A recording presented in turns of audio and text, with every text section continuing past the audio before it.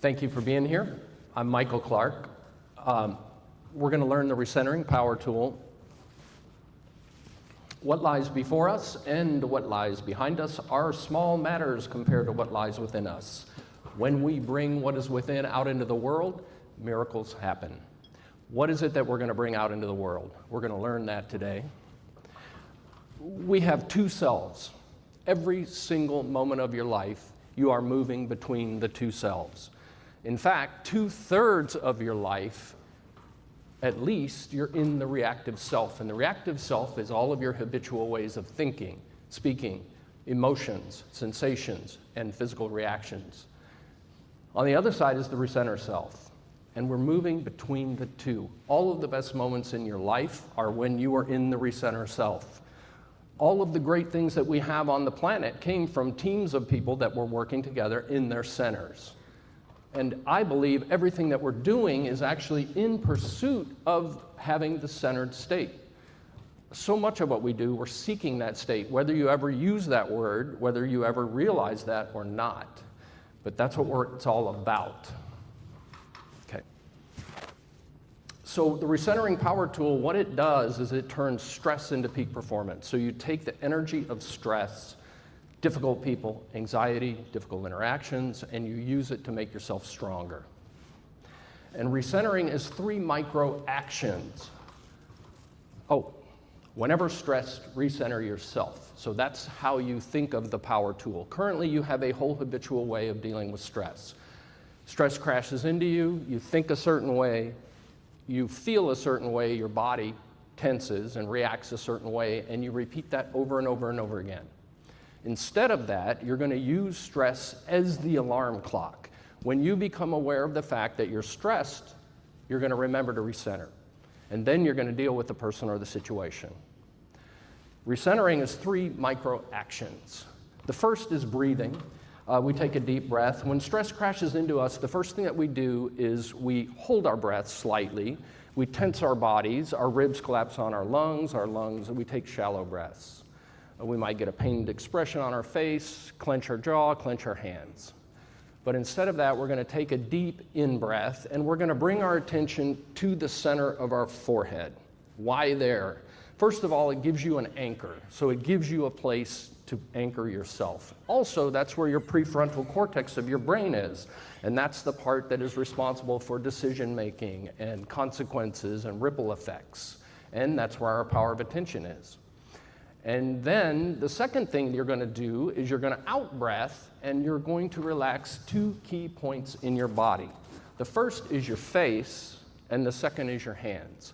We meet the world with our faces. We hold a tremendous amount of unconscious tension in 3 places. My personal favorite is right here. I got the wrinkles to prove it.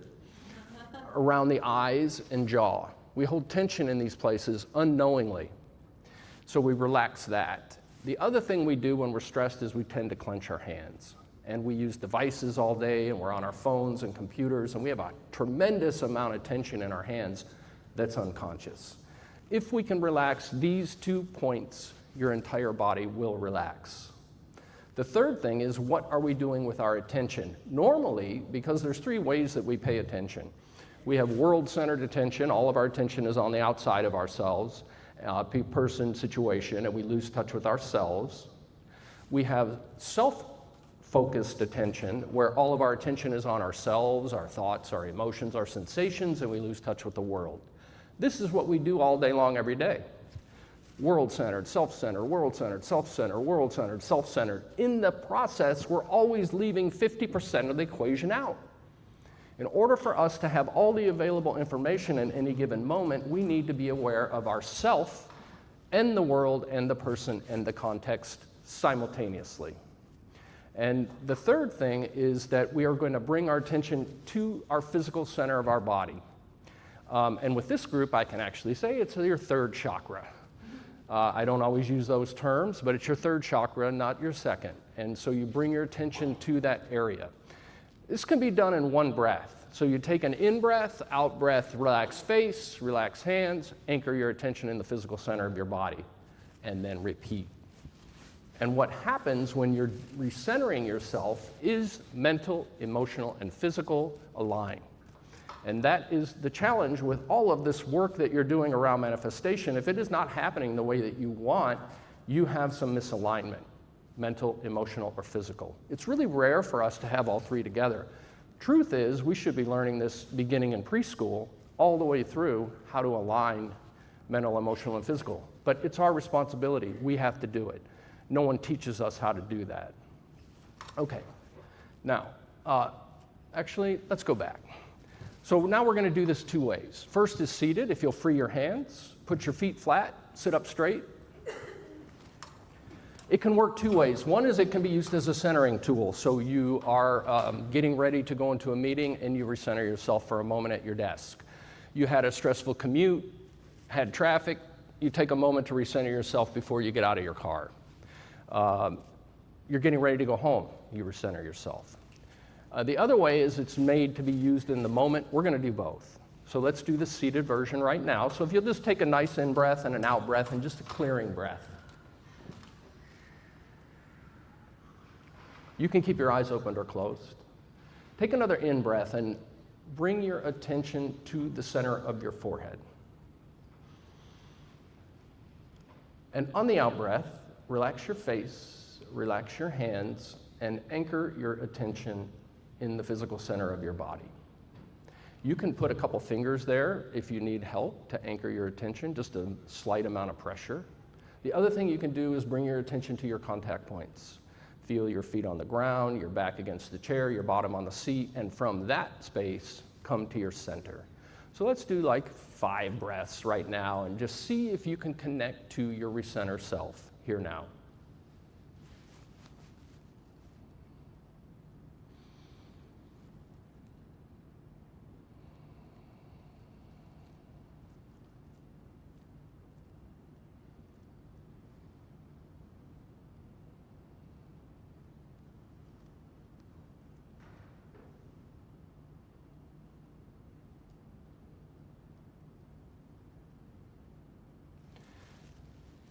So I felt the energy shift in the room. I always do.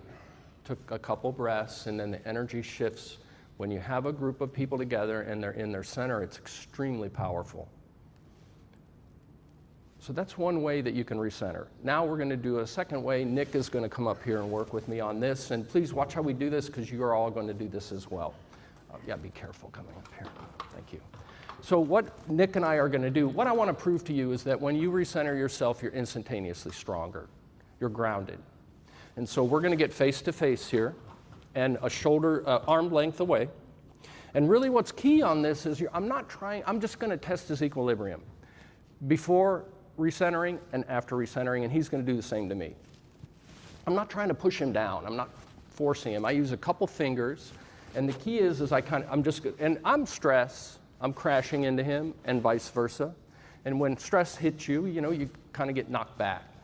And so I just put a couple fingers I'm going to put on either shoulder and just kind of step into him a little bit. The first time, he's completely normal state, so he's not recentered. Naturally, he falls back a little bit, and we'll do one more time. Okay, and now he's going to do me. Sure, I've never done this before. So. Yeah, right? Okay, one more. Again? Okay, so I'm going to recenter myself. He's going to test me again, and let's see how it goes. When I feel recentered, I'll nod my head. I don't know him. Maybe I'm uncomfortable. I maybe close my eyes just to make sure I can find my center.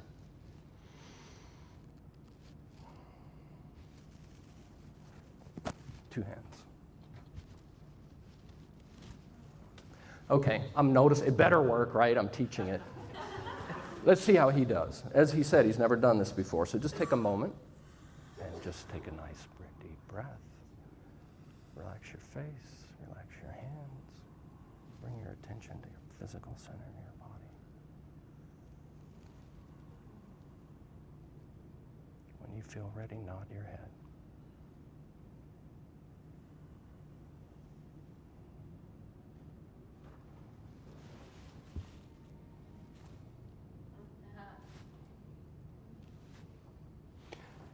Notice how his His head is moving, but he's so grounded. Outstanding. Can you give a round of applause? Whew. Awesome. Everybody clear? Your turn. Stand, get with a partner, get some space. You can come up here if you need to. About like 5 to 7 more minutes. Got it. We got to kind of run through this quickly, so if I don't have much time. Somebody to work with. Oh, you got it. Remember, you're not pushing her. You're just testing her equilibrium. You're just resting your fingers on her shoulder and just kind of stepping into her. Yeah. You're kind of like, you don't want to push her too hard.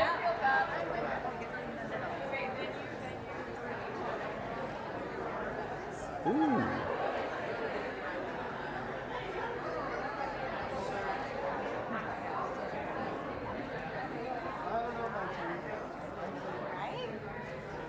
Nice.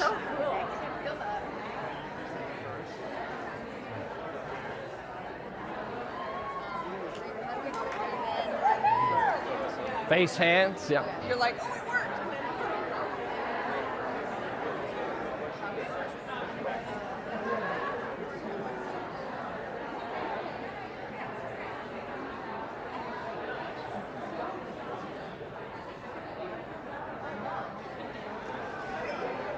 I didn't realize that you were here. I thought you were part of the event. Oh, no. I didn't realize you were here for Christina. No, sorry, I'm like, oh yeah, do this, do that. No, I don't mind. Okay, yeah, thank you. Thanks. Thank you.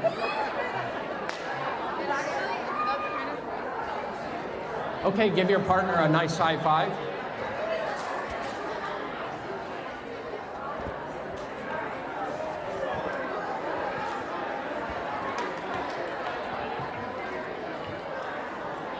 Okay. If everybody will have a seat, please.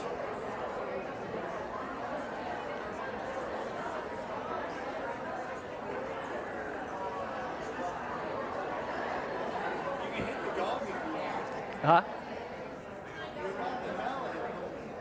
Okay, thank you. Now, I didn't see everybody, but I did see some shocked looks on people's faces when it works. I've done this a lot. I've done it with huge groups. I know it works. Who did it work for? Who felt stronger? Awesome. Okay, that's wonderful. So, next. Yes, please. Okay. Reactive, creative. Notice they are the same word. Only the C has been moved. When you see things correctly, you become creative rather than reactive. Next. We are born to transform. That's what we're here to do. That's the reason we're here, is to take all of this stuff that's happening to us and use it to improve and develop ourselves. One more, I think. Oh, okay, that's my context. Your center is your birthright, and you can develop it at any time, and I'm out of time. However, I have on my table a QR code. This is actually a workshop that I offer for free as part of my academy. This is a little piece of it, so please think about registering for that. Also, I'm giving away 18 complimentary 30-minute coaching sessions, and so you can sign up for that as well at my table. Thank you so much. Appreciate it.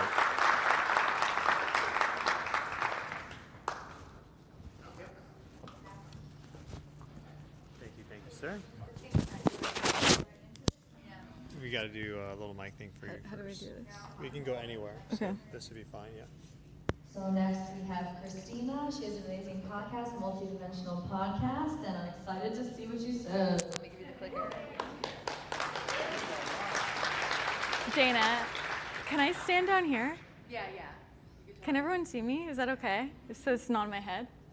And make sure you put your mouth very close to the I know. I'm gonna go over here. Okay. Oh, there we go. Does it work? Yes, thank God. Okay, perfect. Hi everyone, I'm Christina. I would like to start with a really quick practice. So why don't you center into your seat the way that Michael taught you? This is an expedited meditation, 30 seconds. And just close your eyes and center into your body. And let's just take one deep breath in together, deep breath out through your mouth.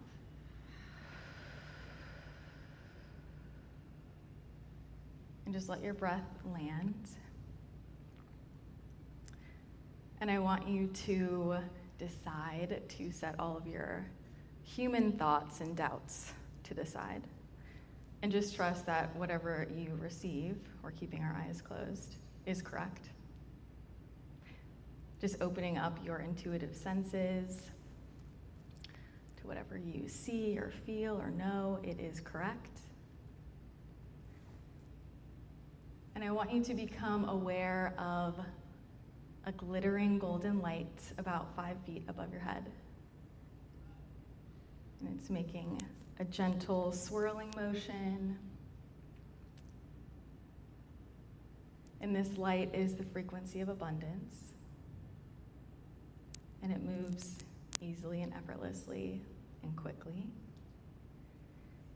And I want you to allow this golden light to start to gently flow around your body. It'll start to circle around your body.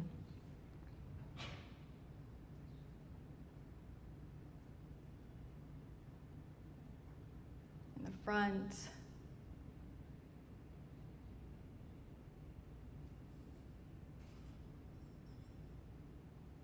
up your back,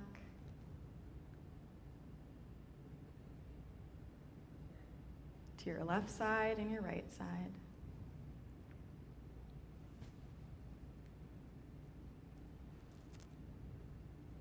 Just let it swirl whatever way it wants to swirl around you.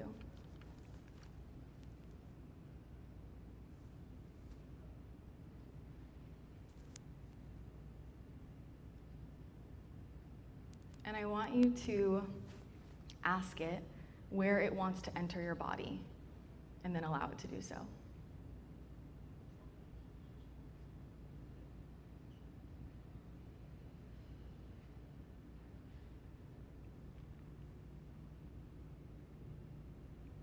And from wherever it entered, I want you to allow it to flow down to your root chakra, the base of your spine, and down both of your legs, to the tips of your toes.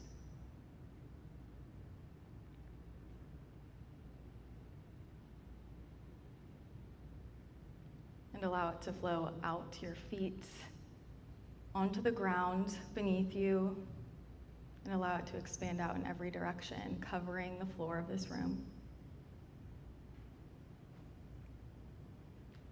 meeting everybody else's abundance frequency.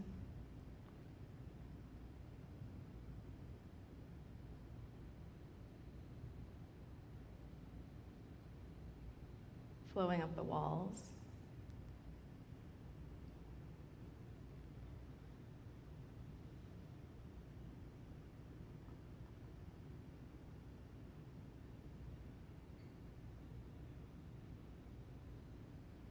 And covering the ceiling.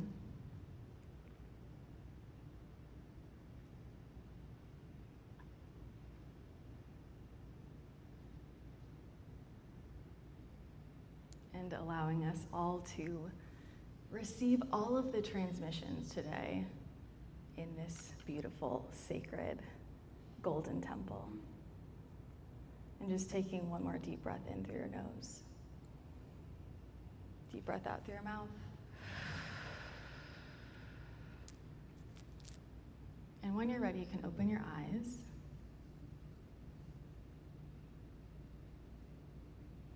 So can you point to where that energy entered your body?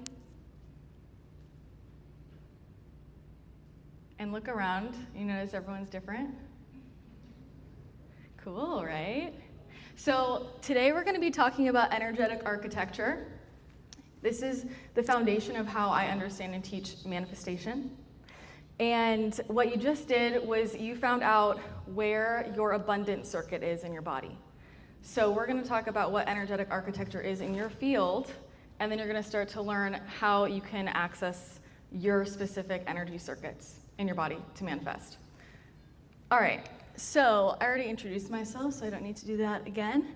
But I do think context is helpful. So I have been getting visited by ETs and Ascended Masters since I was 2. And every night they keep me up all night and teach me things. And the main thing that they have taught me throughout my whole life is about energy fields and structures. So the way that my gifts work is my clairvoyance is primarily out here, not in here. So I see fields and circuits, I see inside people's bodies, I see what the auric bubble looks like. And it looks like a very intricate piping system or electric circuit, okay? And that's how I understand the world. And I didn't really use this until I got a little bit older and I had some pretty serious health issues that almost took my life. Who here has had health issues? I feel like this is a starseed thing. Yeah, right? Puts things in perspective. And we know that there's no wealth without health. So these are some photos of me throughout my health journey. And that just brought me down, the whole journey of I started with Western medicine, Eastern, eventually ended up in the realm that we're all hanging out in. All the trauma healing, all the somatic work. I got really into brain rewiring and brain retraining. And I was really convinced that if I could just tell my body it was safe, and if I could just tell my body it was healthy, it would heal. And it didn't. And I spent years and a lot of money doing this work, and I was really happy. I was like the happiest I'd ever been, but I was still sick. I had countless chronic illnesses, autoimmune diseases, and I became obsessed with figuring it out. So I started to actually apply what these, hologram people were telling me. And it started working. So I started to actually work with my circuits and energy, and I started to work with the modality that they gave me. It's called a high, and I finally healed. And I have since taught thousands of people to do this themselves. So the missing gap I found for myself with manifestation is that whatever your intention is does not necessarily mean it is what you're vibrating with in your energy field, okay? So I believe that everything in our reality is a reflection of what's happening in our energy field, okay?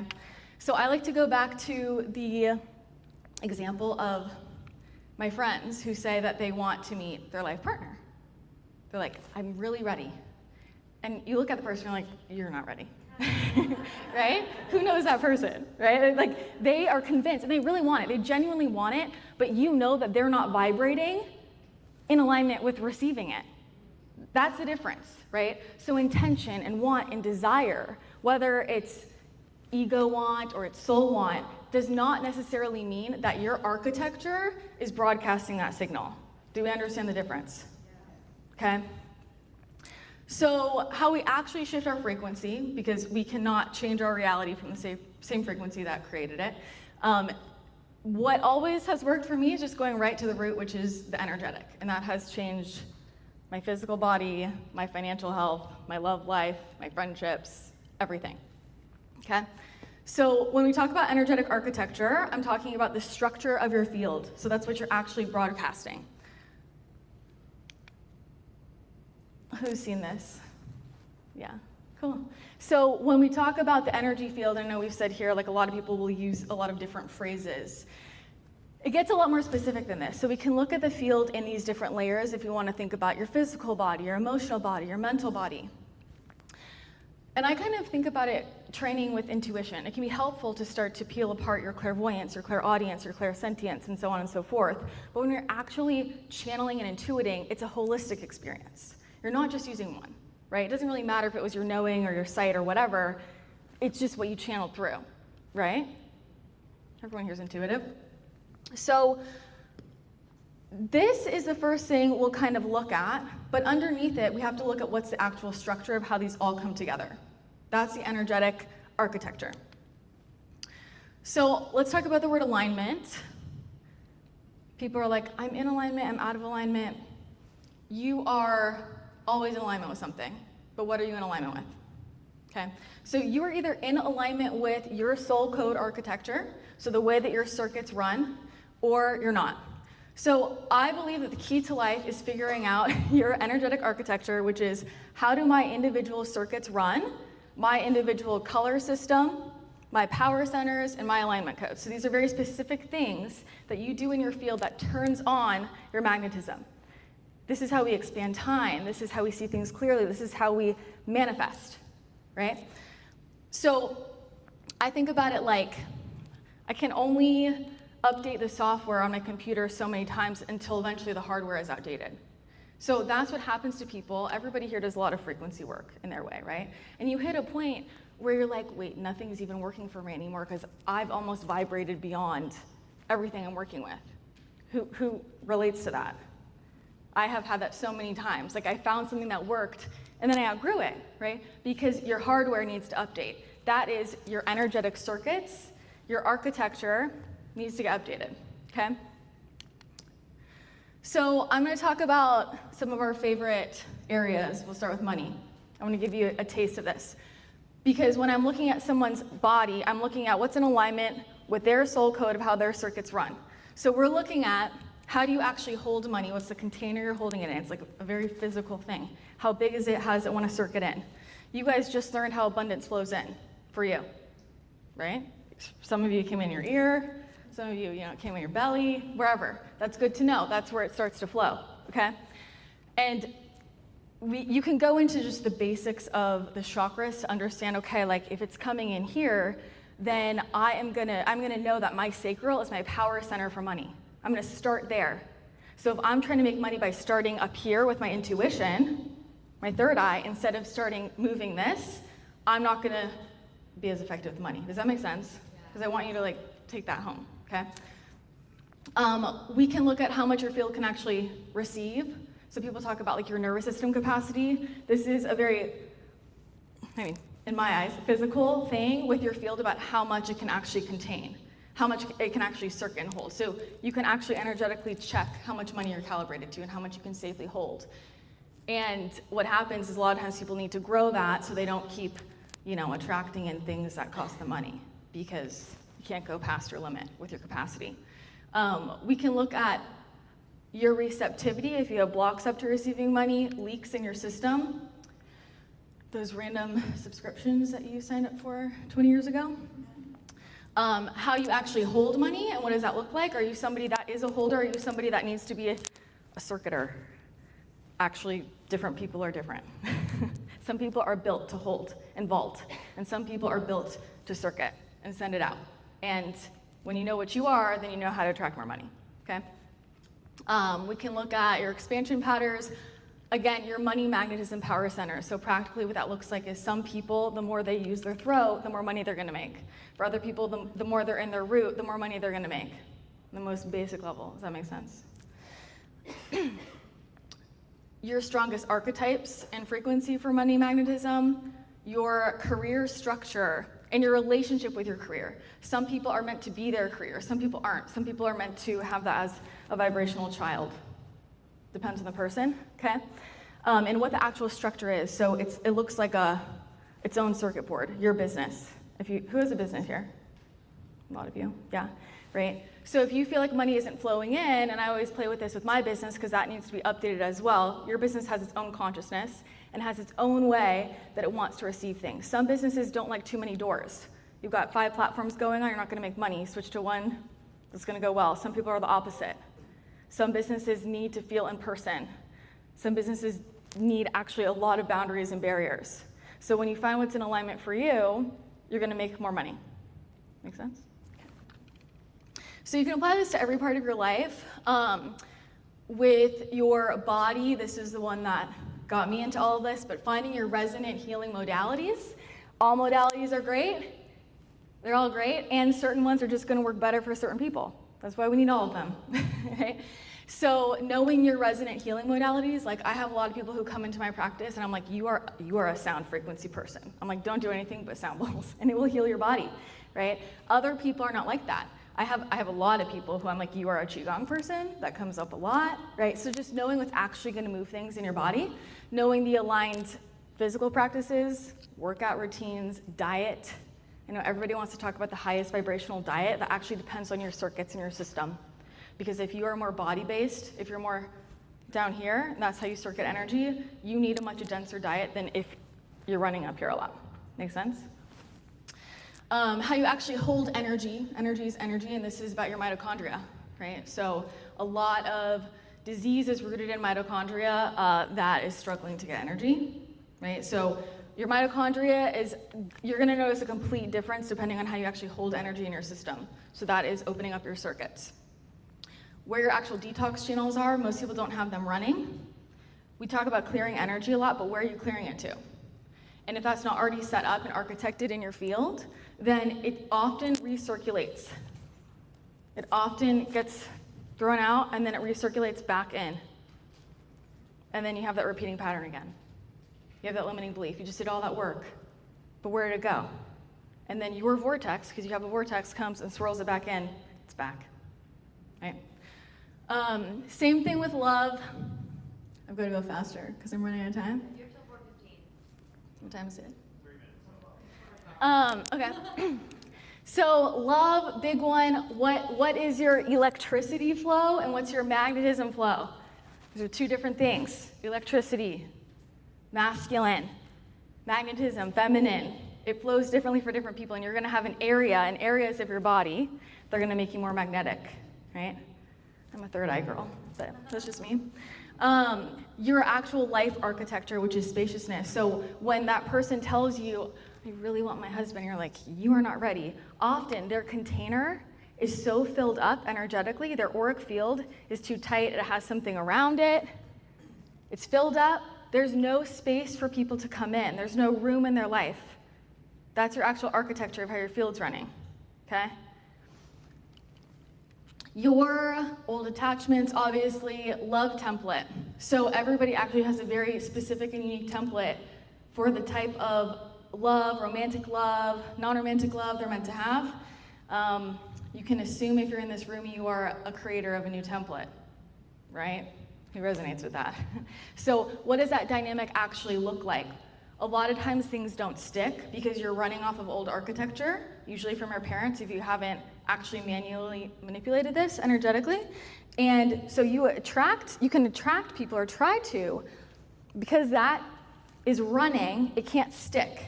Like the right person literally can't fit in that circuit, okay? This is all your love blueprint. And same thing with your spiritual gifts, because everybody wants to get more intuitive usually. So this is, a lot of my students, this is their favorite thing to learn about, is how their energy circuits actually flow. So when we track where you channel, some people start up here, some people start down here, and then where do you go up to? So if you start to learn, oh, I actually bring things in through my heart, I'm actually a heart center channel first, and then I go through and then I actually get more information or process more through my third eye, that's a very different flow than the person that starts down here, processes out their crown, or starts in their crown and processes down here. Right? The bandwidth that you are most resonant with receiving from and transmitting to, this is how people can hear you and how you can get the clearest information. Most people just feel like it's not on because they are on the wrong radio station. Okay, so how do you adjust your architecture? There's kind of this first level. The clearing, the cleansing, the releasing, you have to do that. That's step one, you have to do all that. Things like future visualizations, getting new information, a perspective shift, all of that is phase one, but if that's not anchoring into your actual energy field, nothing's gonna change. Like, raise your hand, me too, I have a lot of information and I know it's not all embodied. Come on, right? Like, all of it.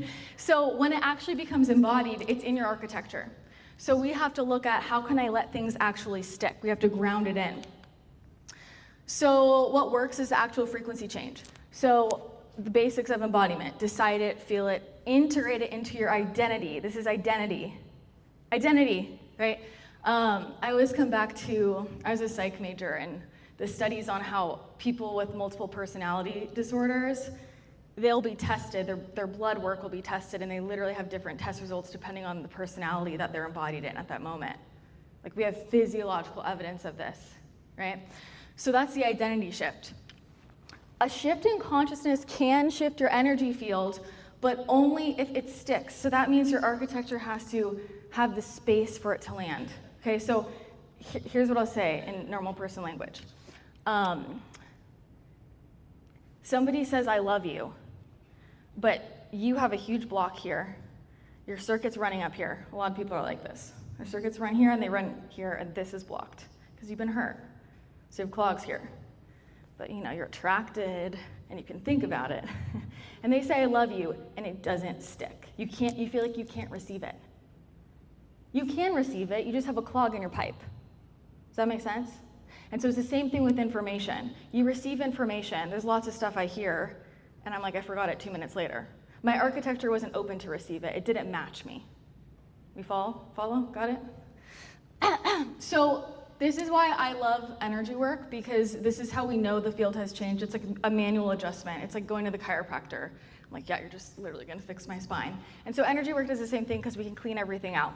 So phase 1, what we do is you clean everything out. And then phase 2, what we do is we update your circuitry to match your actual soul code. So think about habits you have, personalities we have. Just because we have habits, just because we have a certain identity, does that mean it's your truth?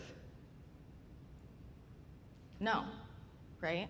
Most of us are highly conditioned. So this is why people struggle with manifestation, because even if you have clean circuits, so you do a lot of clearing, you do a lot of cleansing, you do all your breath work, if your circuits, your architecture is not set up in alignment with your soul frequency, because it's got set up through conditioning, you're still not going to manifest the things you want. So, everything is energy. If you want to learn to do this, I would encourage you to go back to that practice we did at the beginning and play with different areas of your life. So do it with love or your body or whatever it is to see where you start to channel in the energy. I have an app that teaches people to do at-home energy work. It's just Christina in the channel on your app store. And I would recommend starting there. Out there, we have a QR code for a 30-day free trial if you want to try it free for a month. And I also have some courses and programs. The Pendulum Mastery course I have teaches you to do this at home, and then my high energy healing training as well. But just remember that your soul frequency has a highest expression blueprint. It's just waiting for you to live it. Thank you.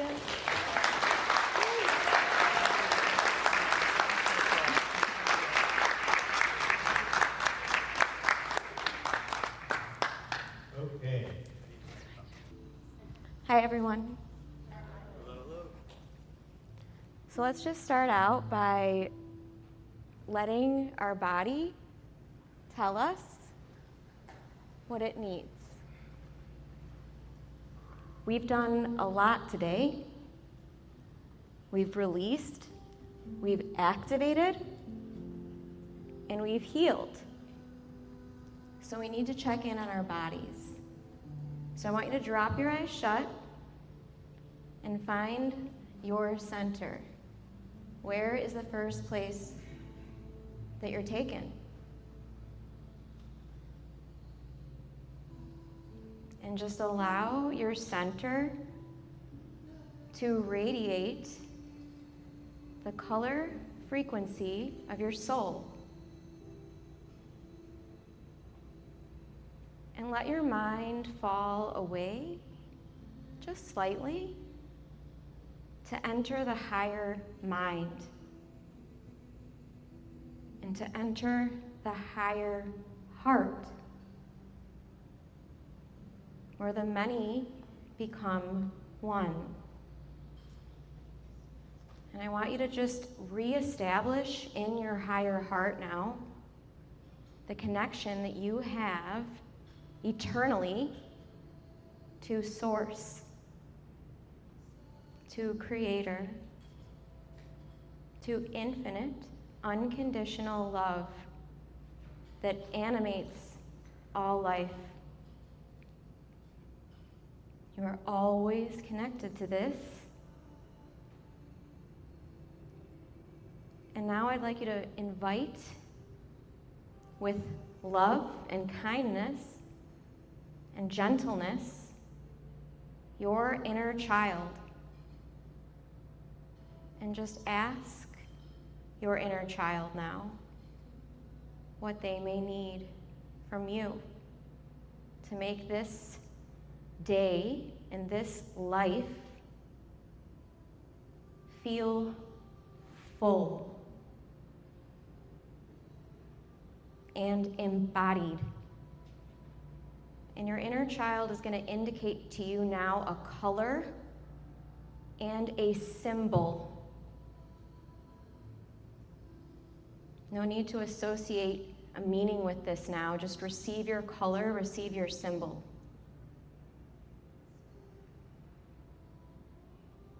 And just allow your root lines to anchor. Feel the flow of your soul as it goes deeper than your body and into the earth. And just feel the flow of your energy as it meets with the crystalline heart center of Mama Gaia.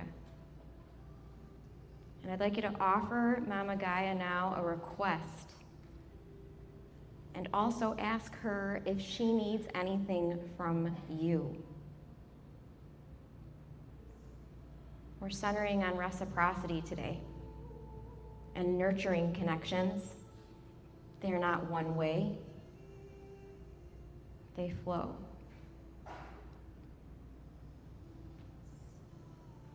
And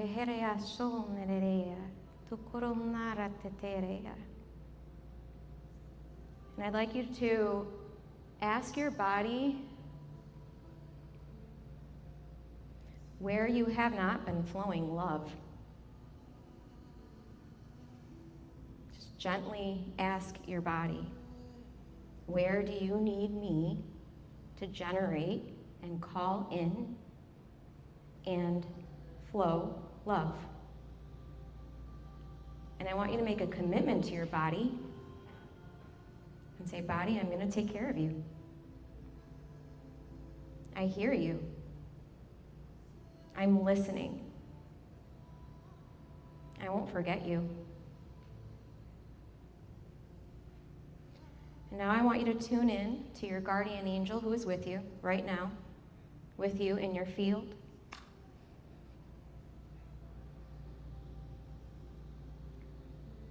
Do they show to you in a color, a form? Are they helping a specific area of your body that you didn't think to or know to before? And now there's an ascended master here for each of you that wants to connect more deeply with you. I'd like you to just tune in using your intuitive senses to who this might be for you specifically. We're being reminded that we are multidimensional souls. We're being reminded that we are more than our bodies, and that our field ranges far outside of our bodies. And now I want you to just tune into a waterfall cascade of plasmic love that streams through every cell in your body,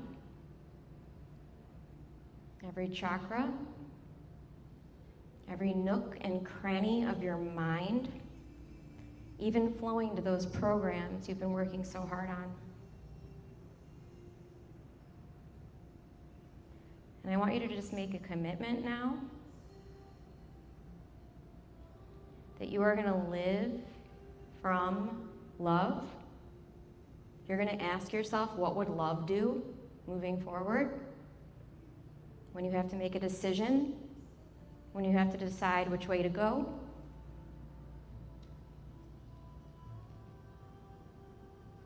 What would love do? And now just take a very deep breath all the way through your toes, your feet. Take a deep breath in.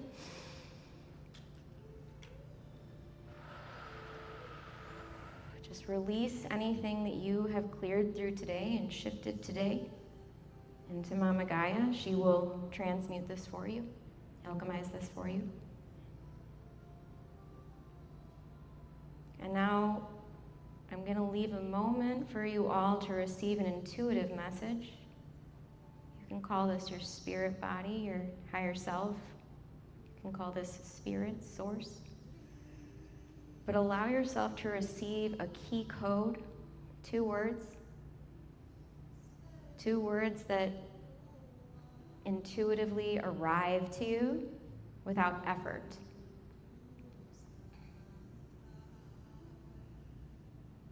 And now there's going to be a trinket or an object for you in your Akashic field that is emblematic for you to continue this soulful evolution. I'd like you to gather that up from your Akashic field and just allow it to transmit to you, knowing it's yours. You keep it.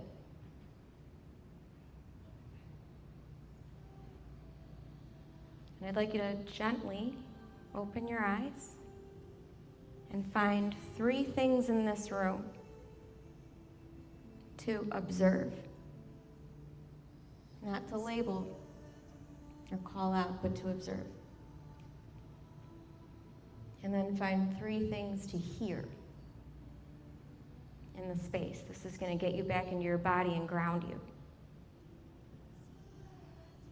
And now I'd like you to take your hands and touch on 3 places on your body. Just the first place your hand is landing. That's indicating where you've just healed and where you've just shifted and come into your true self. And then just shake out your hands. We did a lot of heart work today. Everyone opened your heart. We're one heart now.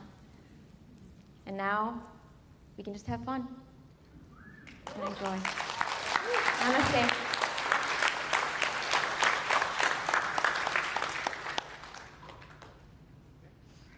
Carly Brand. Hello.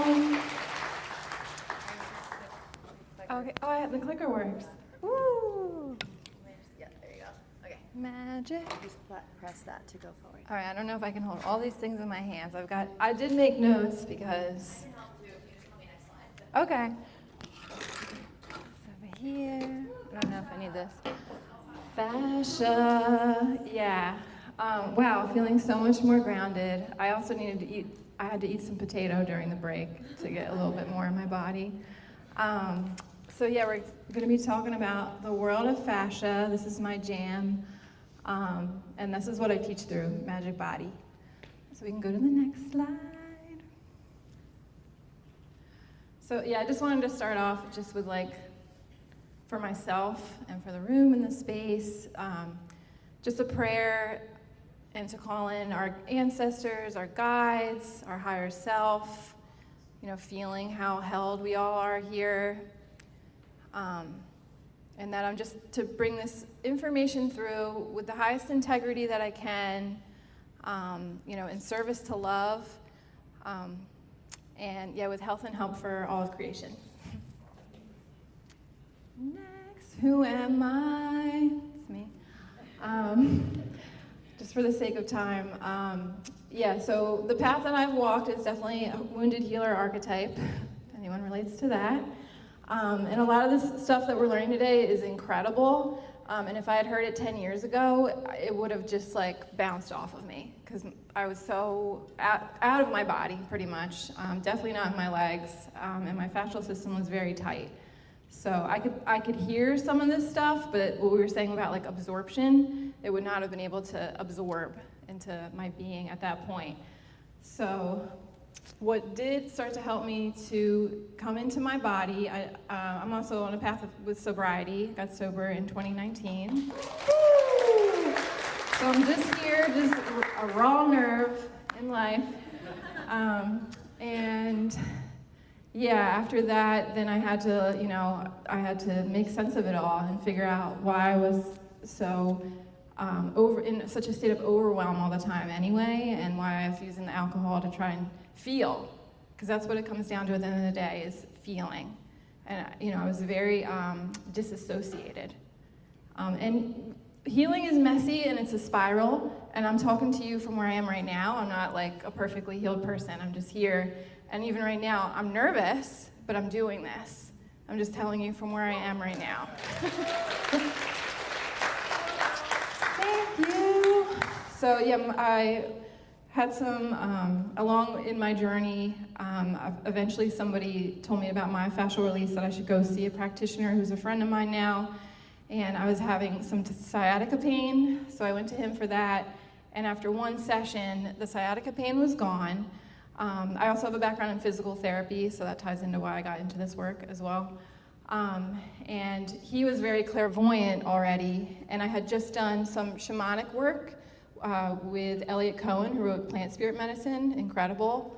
And that also started to awaken me and understand. He was talking about all these things going on in culture that nobody else was, and how disembodied we are and disconnected on a whole.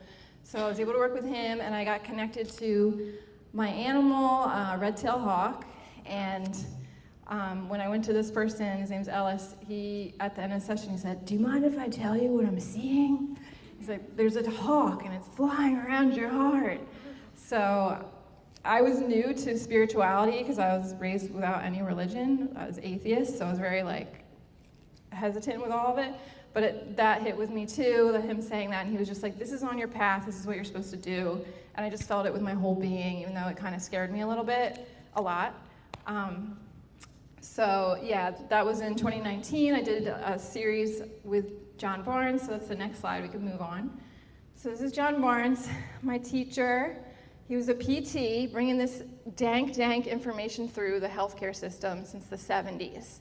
And right now, fascia is becoming a buzzword and coming up, which is awesome. And I feel like it's starting to catch up to what he was doing and bringing through, especially around unwinding, which we'll get into.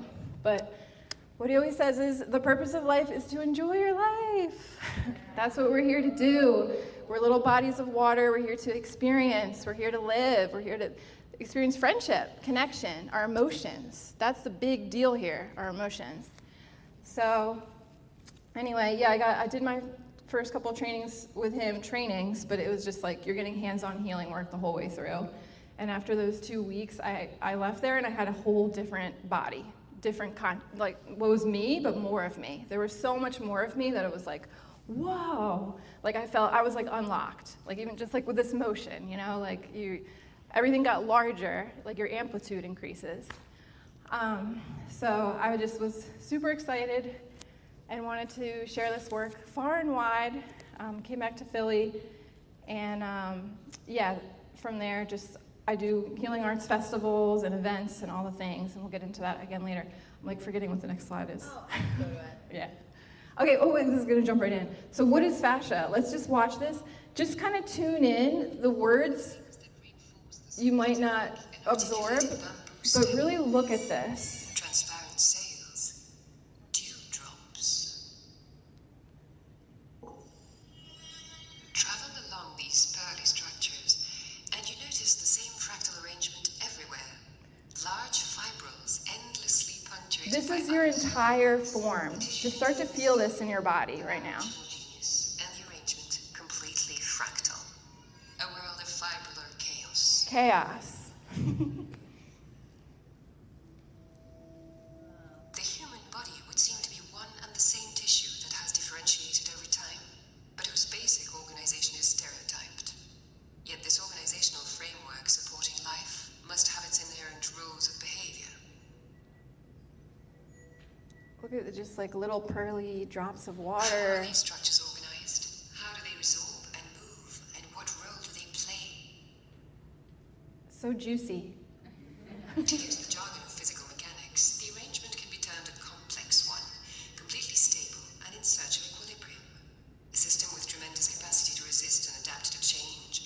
For physicists and doctors alike, there is no other such entity with so much cacophonous movement on the microscopic and macroscopic level. Movements involving the muscles, fluids, fibrils, and cells. Here we are at the very heart of complexity. Yeah, so constantly in motion, trying to find equilibrium, operating through tensegrity. So fibular chaos, I think that's like the big word to take away, because a lot of times we're trying to clench down and make our way through this world. Inside of us, it wants to be in total flow. So this guy in the middle, that's our fascia mascot in my fascial release. So that's what it feels like when we're totally, and free in our bodies. But life is lifing along, right? We're here, we're experiencing things. That's the point of this too, to be here and things happen. But we have the ability to process those things that happen to us, but we've forgotten. So this is information, all that we're learning here is just stuff that we're remembering. So remembering it together now and getting it out there. Sorry. So we're just taking a look at these different things here. So basically the fascia is like it's a network of tubules that is continuous throughout your entire form. It's your organs, it's your bones, it's everything inside of you. It's taking on different shapes. And flowing through that is photons. So basically it's like liquid crystal. You are a living liquid crystal. So what happens, something happens to us and restrictions form. So restrictions can form through space and time. That's what we're getting in through here too. With John Barnes, he has a book called Healing Ancient Wounds. So not only do things happen to us in this lifetime, but it can be throughout, any kind of life. Because also speaking to how we don't know how time operates, right? It's everything all at once. So, but at another point in time, something could have happened to you that had nothing to do with who you are right now, as me, Carly Brandt. And a lot of my healing had to do with healing ancient wounds. But we'll take a look here. This is just a girl on the side here that a friend of mine, she's an incredible therapist, Rowena, she worked on her. And so she came in like that on the left, and this had to do with some birth trauma where she came out of the canal with some forceps, and then she was in anxiety and in panic attacks like through a lot of her life. So basically, once a restriction forms, because the fascia is also our entire, I don't think I said this yet, it's our entire consciousness also in form. So it's our subconscious in form. So when we have restrictions, that's a part of our consciousness that can't flow through all the way. So then we're in this state when we're talking about like reactions and we're reacting to life. So the more your fascial system opens, the more you get your awareness back and your ability to respond. So with awareness, there's choice. So she's having these anxiety attacks. So Rowena worked on her for an hour, and that's what she looked like on the right. Big change there. So, and then we see, because the fascial system is like a giant liquid crystal sweater in a way, because it's all interconnected, so you can have a restriction in one area of the body, like the hip, and that's totally pulling full through your body and causing havoc in another area. So a lot of times we're looking at the hips to realign the hips. These are just examples to show you. When alignment's out of whack, so we're standing like this, our guide wires are a mess. When our alignment comes back into shape, then think of it, we're like these little receivers. So the more you're in alignment, the more you can receive more of your own soul, your essence, the information that's flying through us as photons through our body. So I feel, let's go here. Let's go to the next one. 4 more minutes, okay. Woo. So to restore flow to our fascia, we start with the structural work. This is my fascial release approach. We're doing long holds over time. So we're doing gentle, no force holds on the body. So you're engaging with the fascial system so that your consciousness and your body and your everything feels that there's no force going on. And then you're there for like 5 to 10 minutes, and then a piezoelectric effect builds up because we're liquid crystals, so it operates with the piezoelectric effect, and eventually it starts to melt open. And then when that happens, then that's the exciting part. A lot of stuff can go on. So just think of everything that we can be holding in here. So all day long, you're like in these holding patterns. Your shoulder's been up here like your whole life. When that starts to open, so many things can start to flood through. Emotions, memories, mainly emotions is the big one. Because that's our main primary tool to process life is emotions. So we haven't been doing that in a systematic way. We can talk about that for hours here. Just think about sitting in school like this for hours. It's not what your body wants to do. It wants to run around. So Yeah, we're doing either long holds like this or like traction through the whole body. So again, anywhere you engage the fascial system, you're engaging the whole thing. So I could be working there in her arm, but she can be unwinding, she can be experiencing things in her toes. So now we're gonna go, let's talk about unwinding. Yeah, we can go to the next slide. So this is really the meat of it, and this is something that I'm seeing that's like missing in the general conversation about fascia right now, is unwinding.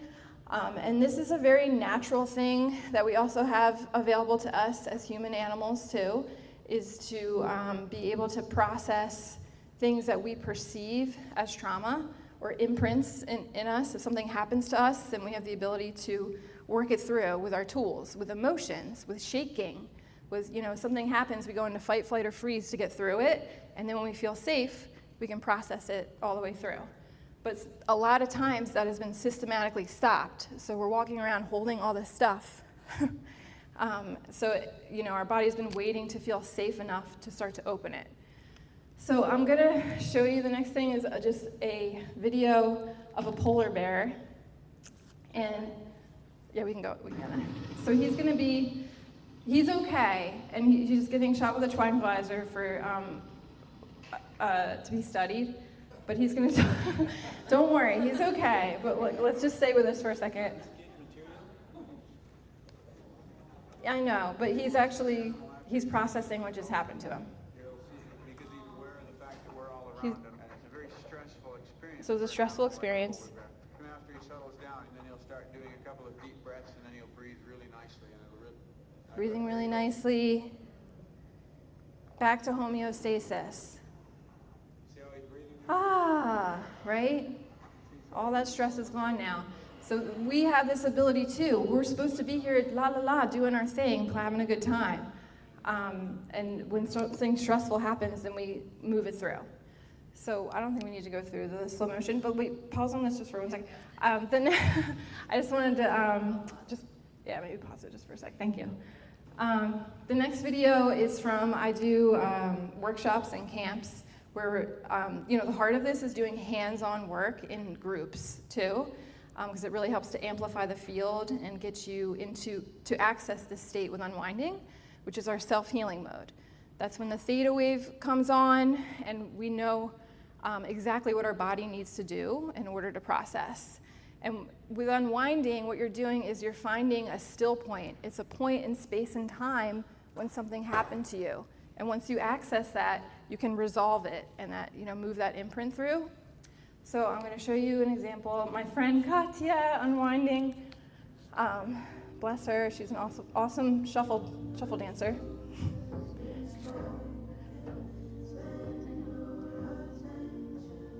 So her body wants her to go upside down. We're not really doing much. We're just offering energy at this point.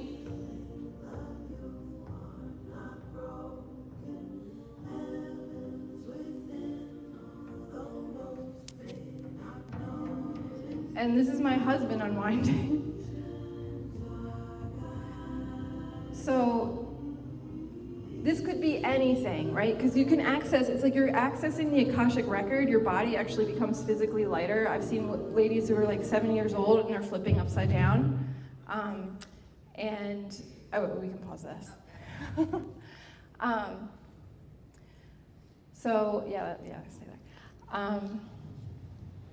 Stay there. You're accessing, you can go into different imprints. Say that you had a birth trauma, suddenly you want to go upside down and it's like you're going through the birth trauma to move it through and move that imprint through your body.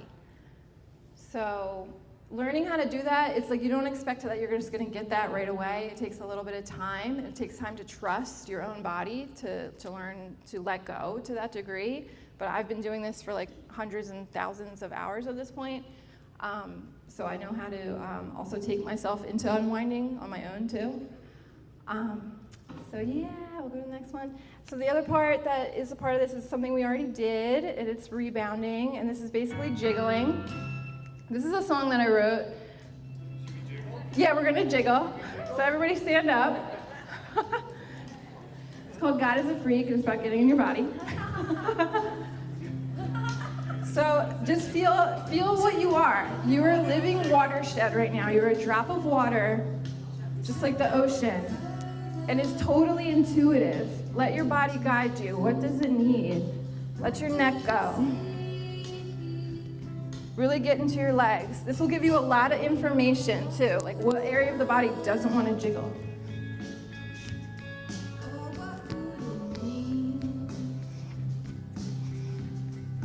It's so simple that our mind tends to reject it. God is a freak.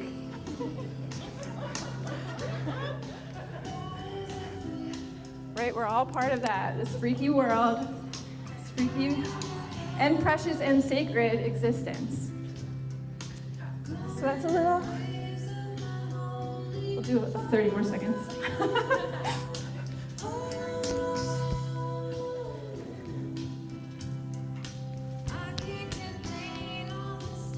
Get down low.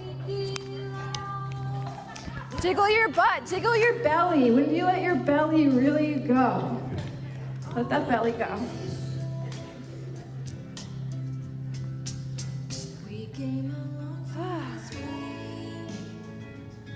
I don't know how we're doing on time. We have to go to the next 1 minute. Okay, cool. We're getting to the end. Okay, yeah, we'll move on. But yeah, so that's an example of jiggling. Or what we call rebounding in the myofascial world, but it's simply jiggling, but it's an extremely powerful technique. If you're rebounding someone else for 5-10 minutes, your psyche cannot, it'll override any kind of holding pattern going on in your body, and you will let go. So we're not gonna play this, but just so you know that, and we got into this earlier too, your own voice is an extremely powerful healing tool too, just sending hums into your voice. This work started to unlock my own voice. And I have this demo, if you want to check it out on YouTube, that I'll take you through how to talk to your body and then start to guide sounds into your body. Because we want to hear the full range of sounds, not just like or or la la la la. Like we want the we want to get in our bellies. So this will give you a little bit about that. And then self-releasing is... Can we do one release? Just I feel like everyone wants to do it. I really... yeah, let's get into our bellies. Put your hand on your belly because you don't want to stress your throat. Really feel just like the sound, like a little bit guttural. Feel your belly. Start down there.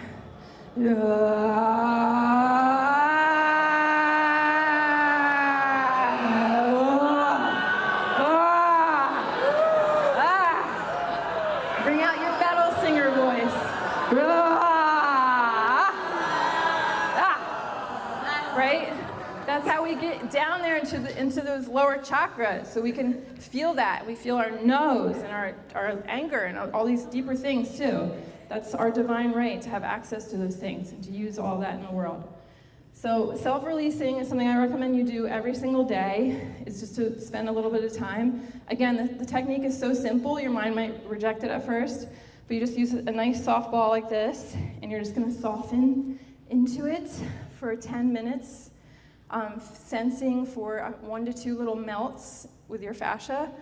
And you might notice like tingles, you might notice twitching, you might notice emotions come up. And the more you do this every day, the more and more open you will get. And if there's one spot I can recommend, it's just to work with your diaphragm. Master spot, working with your vagal nerve. It's just a great spot. If you lay there once a day, you would feel lots and lots of changes in your life. On your belly. So I have a couple of these. Who wants one? Woo! All right, we're over here. Yeah, I have them online. They just had like my magic body on there, but you can also order ones like that from Amazon or get them from the grocery store. Little plastic ball, but it will become your best friend. Okay, good. I think we're pretty much to the end. So let's go. So yeah, just the benefits to having your fascial system open. Your ability to process life, which obviously a big gain there. More joy and creativity and no pain, right? That's also part of this too. It's all about the outcomes. No attachment to outcome, but the outcome is what we're going towards. The goal is that we feel less pain in our life and more freedom, more fluidity. So that happens the more you do this work. And then your enhanced wizard abilities, like we were talking about with the clairs, claircognizance, clairvoyance, all the different clairs, they are all together as a holistic system. It's our intuition. It is vast. John Barnes calls it Channel 3, and then Channel 5 is like our linear mind that wants to structure everything. So the more we tap into our vast intuitive intelligence, the more it comes online, and the more fun you have. More fresh ideas, more songs, more ability to connect with each other and feel our beautiful, beautiful feelings. So yeah, you can learn more at my website, magicbody.health, and my camp's coming up in June. It's a Fascia Wizard Camp. It's 4 days of doing a lot of that hands-on work and other integrative practices with it. It's a horsey I drew because it's Year of the Horse.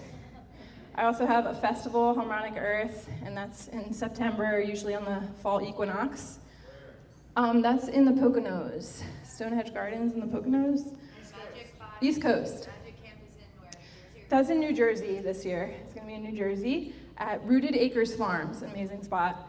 And you can also book me to come to you if you want. If you want to workshop somewhere near you, I'll even fly out, obviously, over here. And I'm just so grateful to be here. You can go to the next one. Oh, next one, sorry. Oh, sorry. This is just thank you. Yeah. It's such a special community with light workers, and I tend to work with a lot of healers, like healing healers is kind of my jam. But the light workers and wizards, you know, we're here, we're the tip of the spear, we're bringing this information back, we're doing this stuff, we're healing our bodies, and it's a lot, and I just love, love, love that, you know, everyone I've ever met has been incredible through this community, and just give yourself like a big pat on the back and a squeeze, and like, thank you so much for being here. Yeah. Thank you. So good. All right, we have our last speakers before we break for some food and socializing. And then after that, we'll be talking and doing our Q&A. So come on up here, guys. I'm so excited. People like that one. Oh yeah. They like that one. They like that one. I'll get yours prepared. First, our closing presentation by special guest speakers JJ and Michael. Hi, guys.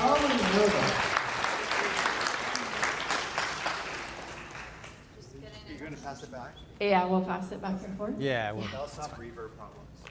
Yeah. Yeah. Come on over here, hon. How it started. It's story time. I would have given you a snack. I used to teach preschool, and I know story time goes that much better when everybody's got a full tummy. So pretend you've eaten. Use your magic to pretend you've eaten. I'm JJ. That's I'm somebody. Michael. He has 4 name tags, but yeah. There's a reason for that.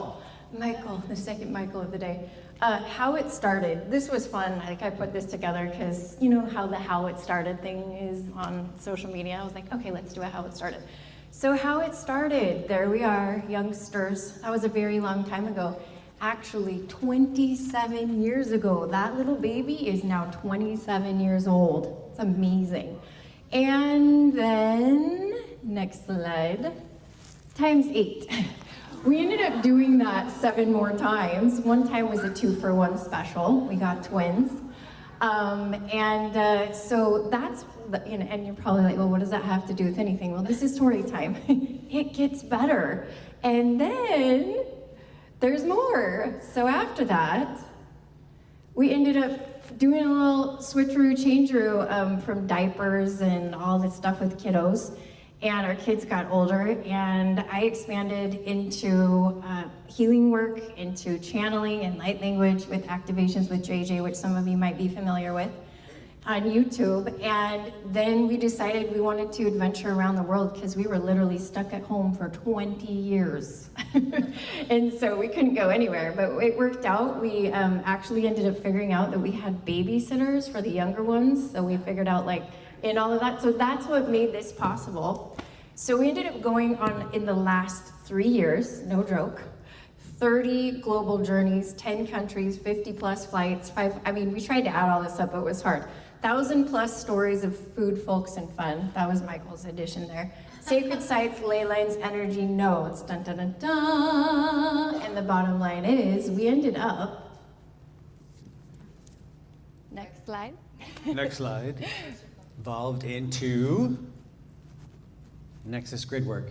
So basically, what happened was about 4 or 5 years ago, I was a mental health therapist, and I did not know this energy stuff, and so I took on all of my clients' energies, and then I realized I couldn't sustain it, and I went, and I crashed and burned. Luckily, she was learning about all this stuff and started her own little business type thing, and it started taking off. Little turned to big, so I thought, okay, I'll just take a little break. Fast forward 5 years, now we're here together, and I think I'm like ready to come back. I think I've done my resting time. The brainchild of Nexus Gridwork came from her, basically having that call to travel and then connect to Gaia, and at the same time connect all the other intuitive stuff, the healings, the adventures, more so on the positive end of things. So that kind of morphed into what we're doing now, and it's still moving, it's still growing, it's still morphing and evolving. Just today I wrote things down. Every speaker here today explained what grid work was, or a part of it. And so I'm not going to tell you what grid working is. Some of you may know what it is. I don't even know 100% what it is. But at the bare bones of it, it's taking our consciousnesses and connecting them. That's it. Now branch off from that. I go in my backyard and I connect with the trees.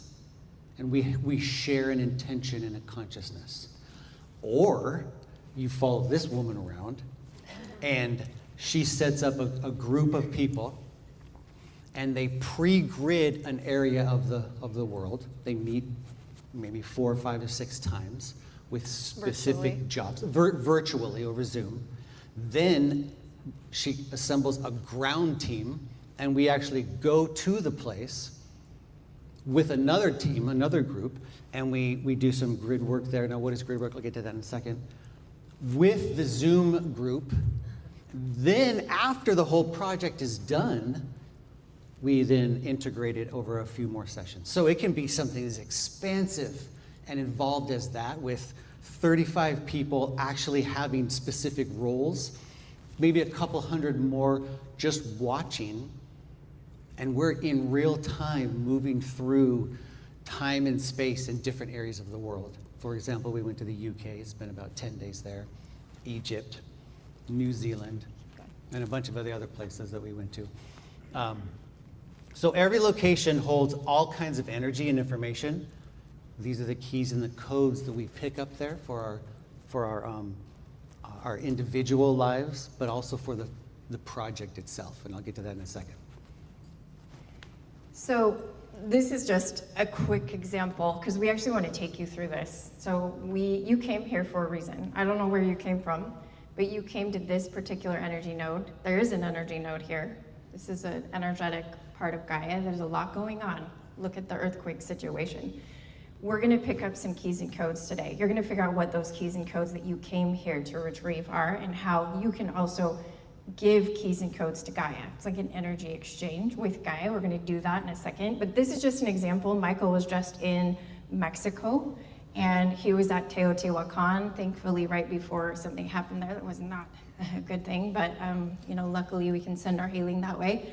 He was in downtown Mexico City, and that's just some of the images see here. Next one, we also picked up keys and codes in the UK. We've gone there 3 times in the last 3 years. Glastonbury Abbey, Glastonbury Tor, and Tintagel, the birthplace of King Arthur, where Merlin's cave is at. Really incredible spot. Definitely picked up keys and codes there. Next slide. And then I've been to Egypt 3 times in the last year. Michael went with me last September, and it's a very powerful site for actually abundance codes. And Christina brought the abundance in, but it's a really powerful site for that. But these are the things we figured out after doing this for 3 years, because at first we were like, this is a cool place. It feels different here. My body feels different here. What is happening? And then in hindsight, we're like, oh, something happened we didn't know happened. And that's what we're going to show you here today, is that there's something actually happening from your physical body being physically here, because they called you guys, they called us to a physical gathering. This is not Zoom, this is not YouTube. Well, it is on YouTube Live for some people, but those who are here, those on YouTube Live are actually gridding as well. That's a whole other story, because you're absolutely gridding across the globe. But there's something here for you. I like to call it like little Easter eggs. And they're here. And so we're gonna find out what those are. We're gonna do a little guided journey with you for this specific place, Mission Bay, Southern California. If you didn't already realize, there's a lot of craft around here, if you didn't already know. This is known as a hotspot for craft. There are wormholes up here. I feel like it's similar to up at Shasta. I've identified 2 different wormholes up there and seen craft exiting and entering through those. And so it's fun. So we get to figure out what either the elementals, the earth beings, left for you here, or maybe there's some galactic something Easter egg here for you. You guys up for that? Before you have a snack? Okay. All right, so next. So really quickly, we're gonna run through the slides and then turn them off, right? Yeah, we don't need that. So I know we're going through this very quickly. You intuitively already know what this is, and we'll show you how to tap into that. But really what it comes down to is why we're creating networks of intention. So we all know that there are specific earth chakras and sacred sites. Every site is sacred. If you intention that, if you want to be there and want to help or interact with it. So we're not necessarily talking about doing grid work at the pyramids of Giza. It could be in your local community, just downtown or at the beach. It's so expansive, and that's the next stage that we're kind of moving towards, is creating these earth chakras for a modern age, or these sacred sites for the modern age. And they're not ancient sacred sites, they're modern. Where would those be? Just look around, right? We've built them. Really quickly, and you can move to the next slide. That's where you can find us. Short and sweet. Next is gridwork.com, and then activations with JJ. Now, we talked about energetic architecture with Christina. We are the architecture of Gaia. Which means we are what? The fascia of Gaia. So everything that we talked about already, it's all woven together. Thank you to whatever the field you created that literally brought all of this. We're bringing it home, right? Like we went from the inner to the outer now. And so we are the fascia. We're gonna do the wiggle and the jiggle, but we're like figuring this out. So we're gonna guide you through this in 5 minutes. We can do this time magic. Michael's gonna kick us off and then I'll finish us and we'll go eat snacks. The keys and codes that were mentioned, I got a key of being a time magician from Toth at Teotihuacan. If you want to go with me next year, I'm going to get some more. Teotihuacan. Say Teotihuacan, which is Mexico City, the pyramids there. Okay, what we do partially is this intentional piece. So ground yourself, okay, however you want to. And here's the cool thing is, you don't have to be serious. You can ground yourself and do this, right? Right, fascia part. The point is grounding yourself so that you can get to a 0 point space, right? That 0 point space is you unencumbered by biases and prejudices, right? You want to be able to put those off to the side and tell your ego, they'll be back. You'll be back there. Find yourself in a 0 point, place where you can put that off. Connect with where we are here right now. Mission Bay, San Diego, Southern California. Connect with here. This is where you were at. You have a network of consciousness that you left in other places of the planet. So many layers, maybe multi-dimensional layers, cosmic layers. But you came here for a specific reason. So get ready, and and let that expand, and you'll see where and why that was.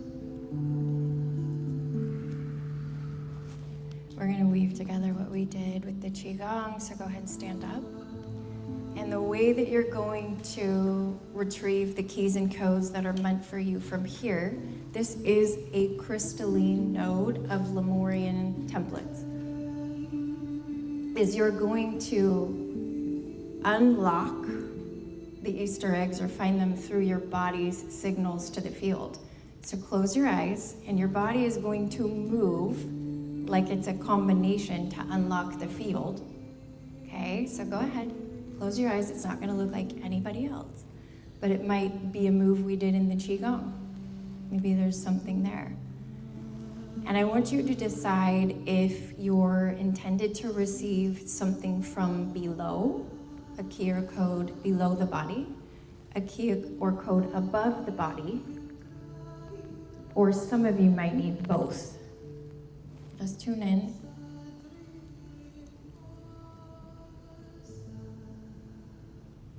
And then I want you to visualize yourself opening. If it feels aligned for you to receive, your body will signal the opening, just like it did with Christina and the abundance. You'll feel it. You are part of this body. And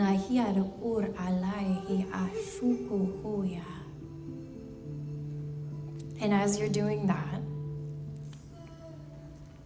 I have a song line coming through from this particular area. And so I'm gonna have Dana turn down this other beautiful song so I can bring the specific song of this land. And you're gonna feel that energy exchange take place in and through these frequencies as well. And I will tell you, if you have a little humming or toning on your own end, please do it. Please do it.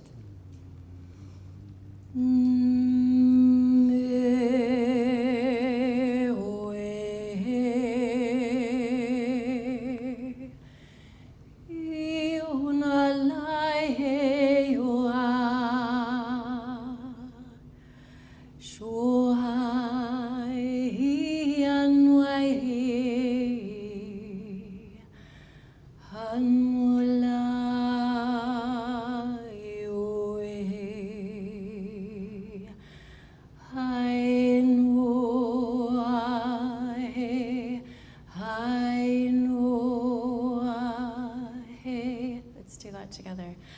I know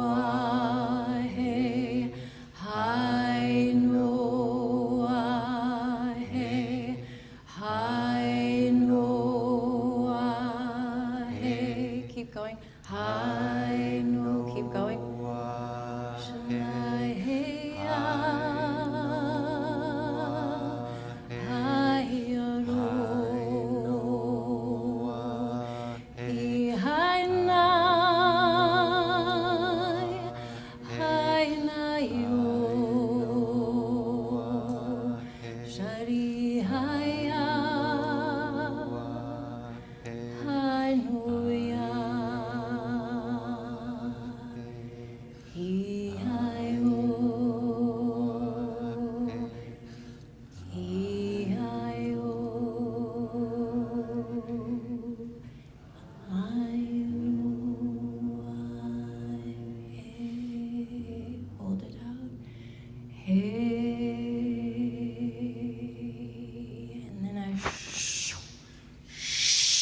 Keys and codes received, keys and codes transmitted in love and gratitude for this beautiful field.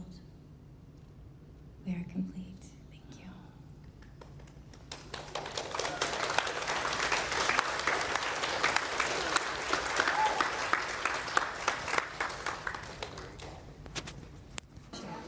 But thank you for attending the Dana and Stefan magic show. That's exactly right. The live stream for the 5 guest speakers, and Conscious Connections. That's it. And I hope you all enjoyed it. It's totally free form. We had no idea really what to expect. So thank you for being here, and we'll see you all very soon. She's on Instagram at Dana Kippel, on YouTube. Dana.thealien on Instagram, and YouTube at Plasma Intelligence. Yeah, literally just kind of everything. She's almost like a plague everywhere. And I think I am. I'm Plasma. And I think we'll also, yes. Yes. So that's it. Ciao.